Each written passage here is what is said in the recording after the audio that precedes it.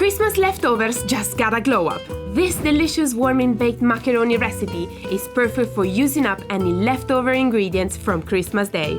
To begin, add our Napolina chili and sun-dried tomato olive oil to a frying pan, followed by the onion, garlic and thyme. Then sweat over a medium heat for a few minutes. Next, add the leftover Christmas ingredients like carrots, sprouts and meat like turkey or lamb and pigs in blankets. Then fry for a few minutes to infuse the flavors. Add the mascarpone, Napolina chopped tomatoes and Napolina tomato puree. Then season with salt and pepper to your liking and mix together well. Add in the part-cooked macaroni and fold together gently.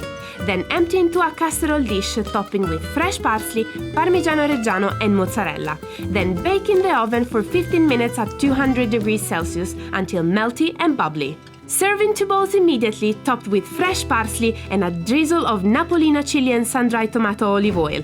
Then dig into this delicious Italian dish with zero wastage.